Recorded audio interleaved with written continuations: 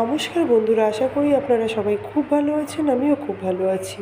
আজকের একটা মজাদার টকটক ঝাল ঝাল মিষ্টি মিষ্টি একটা রেসিপি নিয়ে চলে এসেছি আপনাদের সামনে। দেখুন তো রেসিপিটা আপনাদের কেমন লাগে, আর কে কে আমার মতো আমড়ার টক আমড়ার চাটনি খেতে ভালোবাসেন একটু আমাকে কমেন্টে জানাবেন। তো প্রথমেই বলি আমড়ার স্টোরি। আমরা তো শহরে হয় কিনতে হয়, না হলে পাওয়া যায় না। তো আমি যে স্কুলে চাকরি করি, স্কুলে আমাদের সাথে কলিগ আছে, ওর বাড়ি আছে লক্ষ্মীকান্তপুর গ্রামে। তো ও আমাকে বয়ে বয়ে এনে দিয়েছে।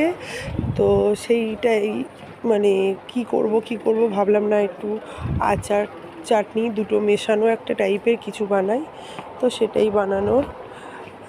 তো দেখুন, অত কষ্ট করে অত দূর থেকে সকালের ট্রেনে, ভিড় ট্রেনে ও আমার জন্য এনে দিয়েছে। তো সেটাকে তো ভালো করে ভালোবেসে সুন্দর করে করতে হবে বলুন। তো সেইটার একটা চাটনি আপনাদের সামনে তুলে ধরলাম। বলবেন কিন্তু কেমন হয়েছে আমার এই আমড়ার টক। প্রথমেই আমি ওটা কী করেছি, প্রেসার কুকারে খোসা ছাড়িয়ে সেদ্ধ করে নিয়েছি নুন দিয়ে।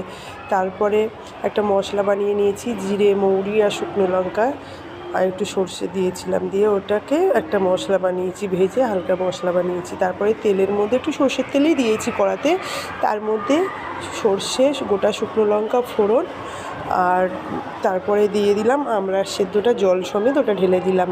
তারপরে একটু নুন দিলাম, দিয়ে তারপরে ওটা যখন ফুটছে চিনি, তারপরে মশলাগুলো দিয়ে